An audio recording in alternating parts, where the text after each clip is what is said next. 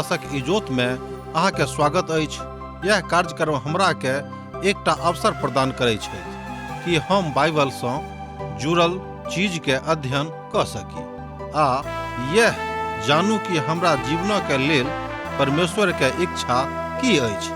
ई उद्देश्य के संग हम यह कार्यक्रम अहाँ के लेल प्रस्तुत क रहल छी। कृपया क देखू आ सुनू ताकि परमेश्वर अहाँ के जीवन के मार्गदर्शक ठहरे।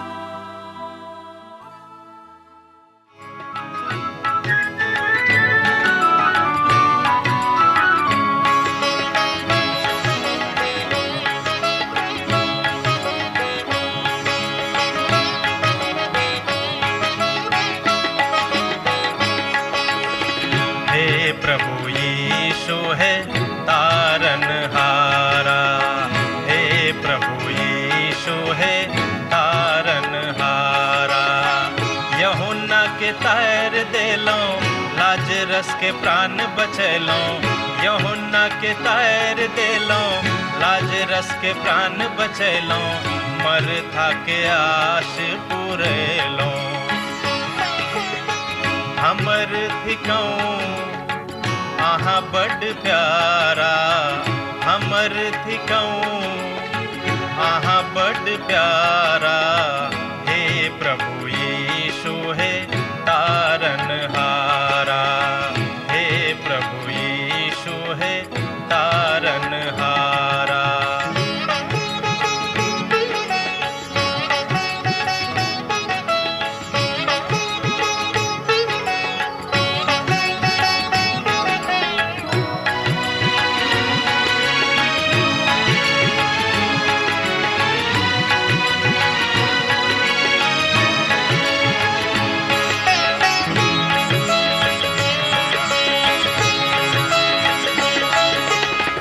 सकल निधान करुणा निधि यीशु, सकल निधान करुणा निधि यीशु। कनक आहा इमरो नजर फेरो, कनक आहा इमरो नजर फेरो। जो आहन देखब त के हमरा देखत, जो आहन देखब त के हमरा देखत। दुखक काल में के हमरा सेवत, दुखक काल में के हमरा सेवत।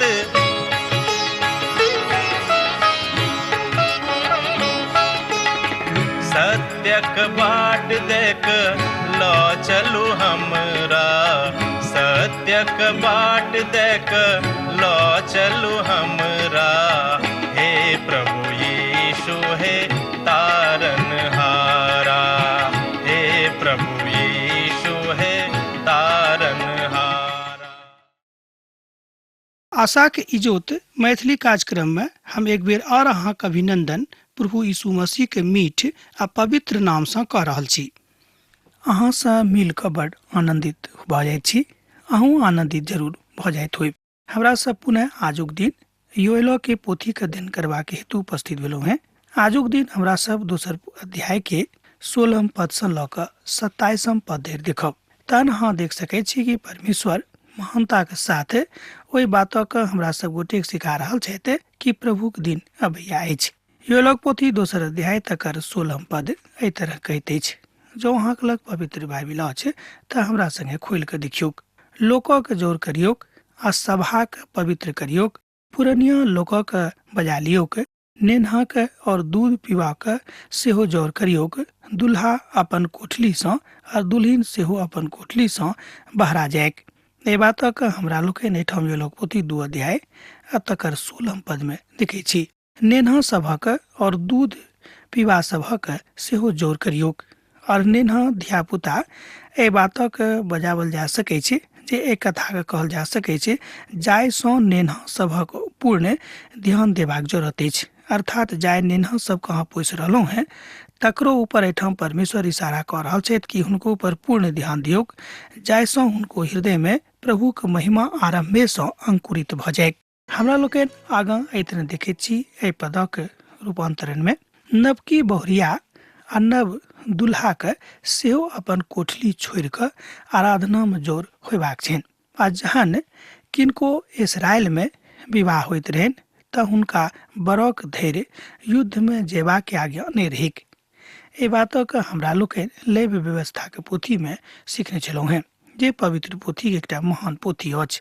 एहिठाम आज्ञा अछि जे नवकी बहुरिया आ दुल्हा के सेहो बाहर अयबाक अछि प्रार्थना करबाक हेतु हुनका जोर होयबाक छनि। हुनका बहुत बातक मनाही रहनि जाहिसँ ओ अपन पत्नीक संगे रहथि आ हुनका बेसी सँ बेसी समय दै के। हम एहि बातक बुझै छी जे नव विवाह के जिंदगी में ई बात बड माने राखैत अछि, बड अर्थ राखैत अछि। एहि विधा के बड महत्व अछि। मुदा परमेश्वर एहिठाम बाजि रहल छथि जे सबके महासभा में अयबाक छनि आ एहनो नव विवाहिता जोड़ा के जे अपन विवाह के मांगलिक यात्रा में अखन आरंभ में छथि।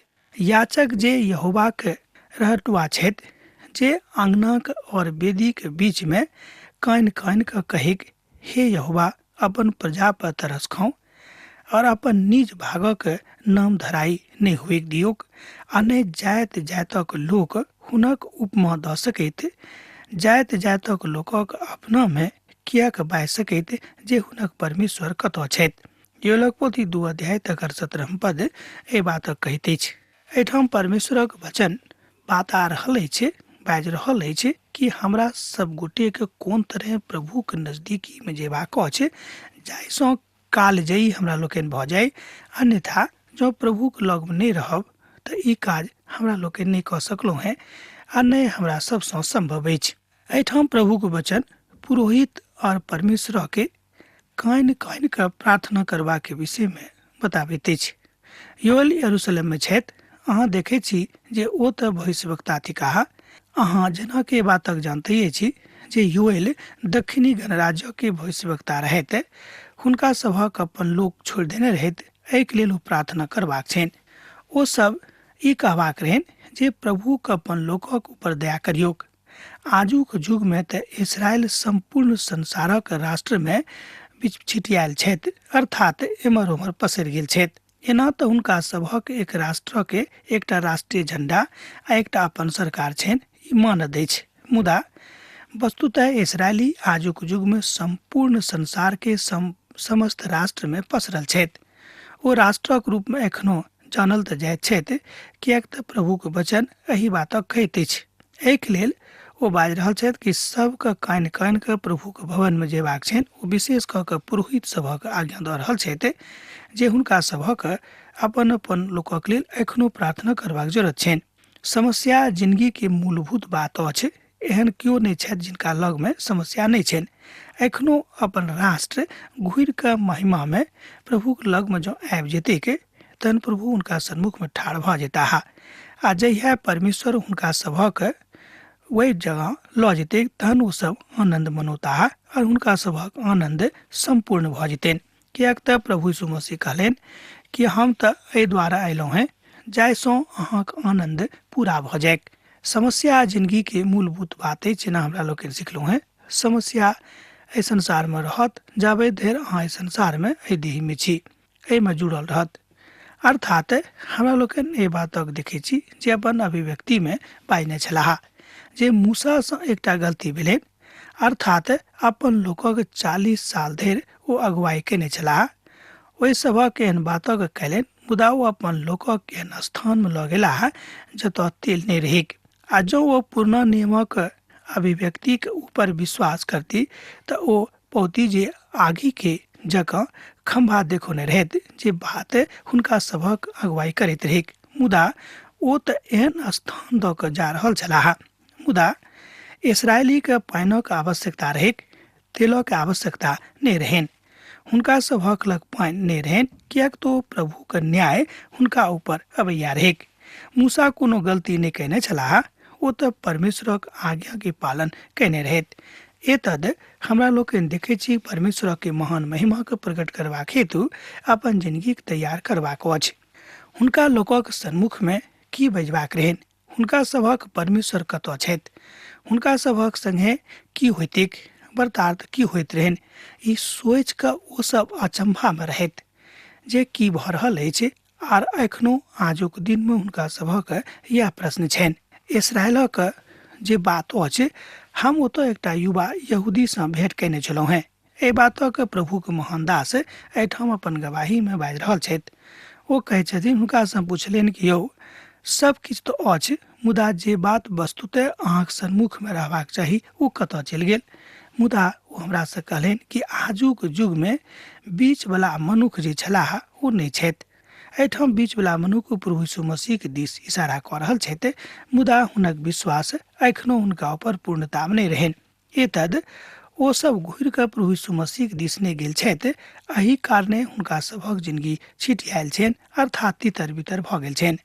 जाबे धरि अहाँ अपन पापक नहि मानि लेब, ताबे धरि अहाँ अपन कथाक कोना बाजि सकलहुँ हेँ। अब ओ अहाँक संगी छथि, मुदा अब तऽ अहूँ हुनका संगे रहि रहलहुँ हेँ। एहि बातक अनुभूति जहन अहाँके भऽ जायत, तहन पिताक महिमा में अहाँ एहि बातक अपन जिंदगी में होइत देख सकैत छी। अहाँ पुनः घुरि कऽ मूसाक व्यवस्थाक दिस लौट रहल छी। अब जे बात पूर्ण भऽ गेल अछि तकरा अहाँ पुनः नवीन कऽ रहल छी, मुदा एहि बातक गीत गाबि रहल छी जे बात नमूना छल। प्रभु यीशु मसीह के कलीसिया में अहाँ पावल जाइत छी, एक बादो अहाँक मोन प्रभु का हकार नहि दऽ रहल अछि। अब जे हुएक प्रभु यीशु मसीह का हकार अहाँ अपन जिंदगी में दियोक, तहने वहाँक जिंदगी में होता, अन्यथा ई बात संभव नहीं थिक। परंच किछ बात एहन हो जकरा जोड़ि कऽ अहाँ देख सकलहुँ हँ, एतद ई बात कदाचित अहाँक जिंदगी में पूर्ण नहीं हैत। अर्थात छुड़ौतीक वाचा जे प्रभु देने छथि तकरा हेतु अहाँक प्रयास करनाइ बड़ जरूरी भऽ जाइ छै। आब ओ निश्चित रूपे भविष्यक दिस जा रहल छथि। अब एहिठाम सहस्राब्दीक बात ओ बाजि रहल छथि। एहि बात एहि अध्याय में बहुत बेर बेर आबैत अछि। आ तहन प्रभु अपन देशक विषय में जलन भेल और अपन प्रजाक तरस खैलाहा। ये लोक पोथी 2 अध्याय तकर 18 पद में हमरा लोकनि एहि बातक देखैत छी। जँ अहाँक लग पवित्र बाइबिल अछि तहन अहूँ पढ़ि कऽ एहि बातक सत्यापन कऽ सकलहुँ हैं। पहाड़ी सनेस में मत्ती रचित सुसमाचार में हमरा लोकनि एहि बातक देखैत छी। 24 और 25 अध्याय में प्रभु यीशु मसीह ओहि शब्दक प्रयोग कयने रहथि आ ओ एहि बातक घनघोर रीति सँ बतौने छथि।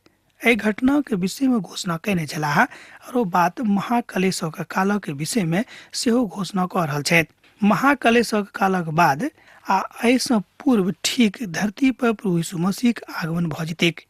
आ तहन केओ अपन लोकक चिंता करताह आ ओ आन लोकक चिंता सेहो करताह। प्रभु अपन प्रजाक लोकक उत्तर देलनि। ध्यान दियौक, प्रभु अपन प्रजाक लोकक उत्तर देलनि, सुनियोक, हम अन्न और नया दाख मधु ताजा तेल अहाँक देबऽ छी और अहाँ तकरा पाबि कऽ तृप्त भऽ जायब और हम भविष्य में दोसर जाति सँ अहाँक नाम धराई नहीं हुअ देब। ये लोक पोथी 2 अध्याय के पद 20 में एहि बातक बताओल गेल अछि। जँ अहाँक लग पवित्र पोथी बाइबिल अछि तहन अहूँ पढ़ि कऽ सत्यापन कऽ सकलहुँ हैं। हम अहाँक उत्तरी सेना सँ बहुत दूर लऽ जायब। एहिठाम ओ निश्चित रूप में टिड्डी के विषय में गप नहि कऽ रहल छथि, मुदा ई तऽ सेना अछि जे उत्तर दिस सँ आबि रहल छलीक। आ एहि बातक भविष्यवाणी अंशतः पूरा भऽ गेल छल, जहन उत्तरी दिशा सँ असरिया के सेना आबि कऽ उत्तरी गणराज्यक लोकक गुलाम बना देने रहैक। मुदा परमेश्वर दक्षिणी गणराज्यक एखनो सेना सँ अद्भुत रीति सँ बचा कऽ राखि लेने रहथि। एहिके बाद हमरा सब 100 बरख बाद देखैत छी जहन जखनी राज्य सेहो अर्थात दक्षिणी राज्य सेहो गुलामी में चलि जाइत अछि। ओहि काल में बेबीलोन सेना छल, अर्थात ओहि काल में बेबीलोनक सेना असरिया सेना के संग मिल कऽ हुनका पर आक्रमण केने रहैक से नहि, मुदा ओ स्वयं उत्तरी आ दक्षिणी गणराज्यक दिस अपन मोन बनौने रहथि। एक बाद उत्तरी गणराज्य सेनाक बातक छुड़ौती के विषय में बाजल गेल अछि। एहि बातक ऊपर हमरा लोकनि एजेकियलक पोथी तकर 38 अध्याय में आ 39 अध्याय में बड़ विस्तार सँ देखैत छी, ओतऽ बताओल गेल अछि। आ महाकलेशक काल में एहि तरह एहि बातक देखाओल गेल अछि जे सीरिया उत्तरी गणराज्यक दिस सँ आयत, मुदा परमेश्वर इस्राएली के बचौताह। आ जे बखान अछि ओ बखान युद्ध सँ लेबल गेल बातक विषय में बताबैत अछि। परमेश्वरक बड़ाई होइत अछि जहन ओ पापी के बचाबैत छथि। आ ई बात बड़ सुनिश्चित करऽ वाला अछि। हमरा सबक विश्वास करक अछि जे ई बात प्रभु के महिमा में हमरा सबक ओहि विधानक विषय में बताबैत अछि जे विश्वासी परमेश्वर के पवित्र वचनक अनुसार जेबा में एहि तरह धर्मी भऽ कऽ परमेश्वर न्याय करबाक हेतु आगाँ जाइत छथि। अर्थात प्रभु परमेश्वर न्याय करता न्याय के काल आबि रहल अछि। समस्त भविष्यवक्ता एहि बातक कहैत छथिन। परमेश्वरक वचन न्यायक विषय में बहुत किछु कहैत अछि। एहि प्रभुक न्याय अछि, मुदा ओ तऽ न्याय नहि करऽ चाहैत छथि। मुदा हमरा सभक एहन काज अछि, हमरा सभक एहन करनी अछि, हमरा सभक अपने करनी के कारणे हुनका न्याय करऽ पड़ैत छनि। आ ओ जे दयालु, कृपा निधान, करुणा निधान और विलम्ब से क्रोध करऽ वाला छथि, न्याय तऽ परमेश्वरक बड़ विचित्र काज छनि। एहि कारणे ओ अपन हाथ दिन और राति उठौने रहैत छथि। ओ कहैत छथि जे हमरा सब हुनका लग आबी जाहिसँ हमरा अहाँक संगे न्याय करक अवसर नहि भेटैक। लोक सब मुदा एक बादो नहीं बुझैत छथि कि परमेश्वर हकार दऽ रहल छथि, दोनों हाथ ऊपर राख में बाजि रहल छथि। एक बादो हमरा लोग ई बातक नहीं मानै छी। अब जे हुए मनुख अपन न्याय के बाट स्वयं प्रशस्त करैत छथि। परमेश्वर नहीं चाहैत छथि कि उनका संगे ओ न्याय करैत। एक बादो मनुख कहियो एहि बातक लग आगाँ नहीं बढ़ैत छथि और धार्मिकता में करैत छथि। ई प्रभुक न्याय छनि। ई बात परमेश्वरक धियापुताक लेल सत अछि। जहन हमरा सब गलती करैत छी तहने हमरा सभक संगे ओ स्वयं विश्लेषित करैत छथि और न्याय करैत छथि। परमेश्वर अवश्यक हमरा सभक न्याय करता। ओ हमरा सब संग गप कऽ रहल छथि जाहिसँ हमरा सभक हुनका लग में आबी हमरा सँ प्रभुक की बातचीत करबाक छनि, एहि बातक ध्यान अहींक देबाक अछि। हम अपन पवित्र पिता सँ हुनक नजदीकी में आब कऽ की मांगि रहल छी। हम प्रभुक संगे कथा बड़ आनंदक साथ कऽ रहलहुँ हैं कि ने, एहि बातक विश्लेषण अहाँके स्वयं करबाक अछि। योलक पोथी 2 अध्याय तकर 21 पद में अहाँ एहि बातक देख सकैत छी। हे देश, अहाँ नहि डराउ, अहाँ मगन रहू आ आनंदित करू, कियाक तऽ प्रभु बड़ पैघ पैघ काज कयने छथि।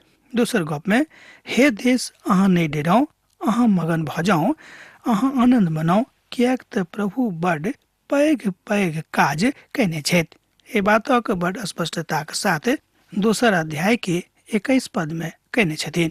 महाकलेशक काल मसीह एहि धरती पर अपन राजक स्थापना से जोड़ के राखैत अछि। जहन ओ अपन राजक स्थापना एहिठाम एहि धरती पर करता, आजुक दिन में ओ भूमि के एकटा शहरपनाहक दिस देखैत छथिन। हुनका पानिक आवश्यकता छनि। ओ भूमि पर तऽ आनंद मनेबाक लेल सब किछु बना कऽ राखि देने छथि। मुदा प्रभु और मनुखक बीच में जे दूरी छलैक तकरा ओ प्रभु यीशु मसीह के पठा कऽ बहुत नजदीकी में परिवर्तित कऽ देने छथि। एहिके बादो हमरा लोकनि परियोह सत्यक परामर्श में एहि बातक नहीं देखै छी। मुदा परामर्जन हमरा सभक मनुखक जे अछि ओ ई थिक कि हमरा सब अपन घमंड में ततेक घमंडी भऽ जाइत छी जे प्रभुक दिस तकनाइ हमरा सभक लेल बड़ कठिन काज भऽ जाइत छै। मुदा बुराई के साथ ताके में, बुराई के दिस देखे में, बुराई के संगे चले में बड़ आनंदित होइत छी। मुदा प्रभु के संगे चले में बड़ दुख होइत अछि। अहाँ ध्यान देब जे कलीसिया में की सूचना अछि। अहाँ ध्यान देब जे जैतूनक बात की खबर दैत अछि। कलीसिया के विषय में की चर्चा आजुक युग में सुनल जाइत अछि। प्रभु के एकटा महान दास एहि बातक कहैत छथि कि आजुक युग में कलीसिया के जे प्रकाशन भेटल रहनि तकरा ओ बिसरा देने अछि। तहन प्रकाशनक पोथीक तकर 4 अध्याय में एहि बातक बताओल गेल अछि। जहन कलीसिया के एहिठाम सँ एहि धरती पर सँ उठावल जेतै तहन ओ अर्थात प्रभु अपन काज एहि धरती पर आरंभ करता। एहि विश्वासी सभक प्रभु के दुल्हिन जकाँ एहि संसार से विदा होयबाक छनि। कलीसिया प्रभु के दुल्हिन कहलाबैत अछि। हमरा लोकनि एहि बातक जानै छी कि कलीसिया के प्रभु यीशु मसीह के दुल्हिनक संज्ञा भेटल छनि। हे मैदानक पशु सब नहीं डेराउ, कियाक तऽ जंगल में चराई उगतेक आर गाछ फल लादतेक और अंजीरक गाछ और दाखलता अपन अपन बल देव वाला लागतेक। ए बातक हमरा लोकनि योलक पोथी 2 अध्याय के पद 22 में देखै छी। ओ दिन एखनो आबि रहल अछि, अर्थात प्रभु के दिन अबैया अछि। प्रभुक महान काज एहि बातक स्पष्टीकरण में एहिठाम कहैत अछि। हे सियोनक निवासी, अहाँ अपन प्रभु परमेश्वरक कारण मगन भऽ जाउ और आनंद करियौ, कियाक तऽ अहाँक लेल ओ बरखा अर्थात बरखा कयने छथि, अर्थात बरखा बहुत कऽ देने छथि, और पहिनेक जकाँ ओ अगला और पछलाक बरखाक सेहो अहाँक लेल बहुत किछु उपाय कऽ देने छथि। सियोनक धियापुताक के थिकाह। अब एठाम बताल गेल अछि, हे सियोनक धियापुता। तहन अहाँ पूछबे कि यौ सियोनक धियापुता के थिकाह। निश्चित रूपेण ओ दक्षिणी गणराज्य के लोग छलाह। पवित्र बाइबलक अनुसार हमरा लोग एहि बातक पवित्र पोथी में देखे छी, एहि प्रक्षेत्र में सियोन पहाड़ रहेक। अहाँ बा हम बड़ नजदीकी में एहि बातक जान सकै छी, हमरा सब सियोन पहाड़क दिस जा रहल छी। मुदा हमरा सब केओ सियोनक दिस बढ़ि रहल छी, कियाक तऽ प्रभुक धियापुता भेलाक कारणे हमरा सभक सियोन पहाड़क दिस बढ़बाक अछि। एहिठाम हमरा लोकनि स्वर्गीय बात कर रहलहुँ हैं, आत्मिक बात कर रहलहुँ हैं। एहि धरती परक सियोन पहाड़ हमरा लोकनि जानै छी जे यरूशलेमक लग पास में अछि, जे दक्षिणी गणराज्य के कांते में छलैक। आ जहन ओ बराकक गप करैत छथि, वास्तविक बराकक विषय में गप कऽ रहल छथि। पद 28 में योएल पवित्र आत्मा के विषय में गप कऽ रहल छथिन, जाय बातक हमरा लोकनि एहिठाम स्पष्टता में देखै छी। मुदा ओ एहि पद में वास्तविक बरखाक के विषय में बता रहल छथि। प्रथम बरखा आजुक जुगक एहि बातक दिस इशारा करैत अछि जे बादलक बरखा अछि, जे अखन ओतऽ बड़ कम भऽ गेल छनि। कियाक तऽ पवित्र पोथी में एहन बहुत और अध्याय अछि जे पहिल बरखा के विषय में अब तकरा विषय में गप करैत अछि। ओ सब बड़ वास्तविक बरखा के विषय में गप कऽ रहल छथि जे दृश्य अछि। ई बरखा के विषय में कथा कयल गेल अछि जे इस्राएली के भूमि पर होइत रहेक। लैव्य व्यवस्था पोथी तकर 26 अध्याय 3 पद आ 4 पद में, आ तकरा बाद व्यवस्था विवरणक पोथी तकर 11 अध्याय 14 पद सँ लऽ कऽ 17 पद धरि एहि बातक बखान मिलैत अछि। तकरा बाद पहिल राजाक पोथी 8 अध्याय तकर 35 पद में और 36 पद में, आ तकरा बाद यिर्मयाह पोथी तकर 3 अध्याय तकर 3 पद में एहि बातक बतावल जाइत अछि, अर्थात बताल गेल अछि। होशेक पोथी तकर 6 अध्याय तकर 3 पद में सेहो हमरा लोकनि एहि विषय में देख सकैत छी। ओतो एहि विषय पर प्रकाशन कयल गेल अछि। इस्राएल जहिया सँ पूर्व हम एहि बातक सुनने छलहुँ हैं जे बादक बरखा आबि रहल छल। हम ओतऽ अप्रैल मास में गेल छलहुँ हैं, आ ओतऽ कने बरखा भेल रहै। मुदा अनुग्रहक कथा अछि, हम यह सोचैत छलहुँ हैं जे प्रभु जाय बरखा के विषय में कथा कयने छलाह, ओ तऽ यह बरखा अछि। कियाक तऽ पूर्व काल में ओ सब बरखा के नीक दिनक विषय में एहिठाम बतौने छथि। आ ओहि परिक्षेत्र में हमरा लोकनि समस्त घाटी के हरा भरा गाछक झाड़ सँ भरल देखैत छलहुँ हैं। अर्थात एहि बातक गवाही एहिठाम प्रभुक महान दास देने छथि जहिया ओ एहि प्रक्षेत्र के भ्रमण पर छलाह। आ दुश्मन आबि कऽ ओहि प्रक्षेत्रक अपना कारनामाक जगह बना देने रहेक, आर ओ सब गाछी के लऽ गेलाक बाद प्रयास कयने छलाह।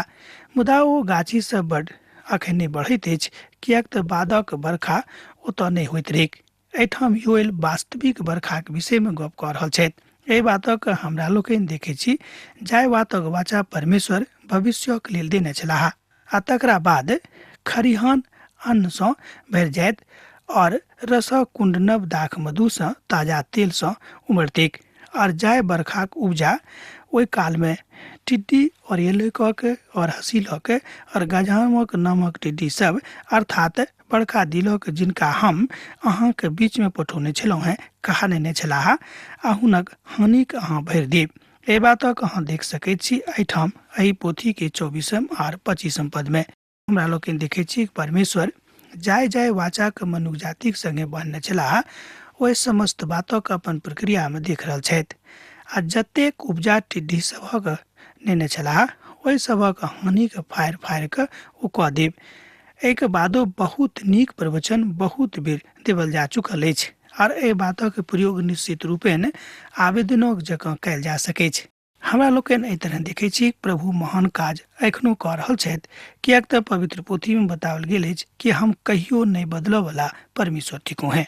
पुनः दोसर दिन दोसर कार्यक्रम में हम अहाँ से भेंट करब। आजुक दिन हमरा अहाँ सब एहिठाम विदा दिअ। प्रभु यीशु मसीह के नेह अहाँ सभक जिंदगी में बनल रहेक। आमीन। हमर विश्वास अछि कि ई कार्यक्रम अहाँ के लेल लाभदायक सिद्ध अछि। हम चाहै छी कि अहाँ अपन आशीषके हमरा संग साझा करू। जँ अहाँके नजीक बाइबलसँ आ जीवनसँ सम्बन्धित कोनो प्रकारके प्रश्न भऽ सकैत अछि तऽ अपन समस्याके लेल प्रार्थना करबाके लेल जँ चाहै छी तऽ हमरा फोन नंबर पर जरूर संपर्क कऽ सकैत छी। परमेश्वर अहाँ सबके लेल एकटा सुन्दर, सुखद, आनन्दित दिन प्रदान करैक।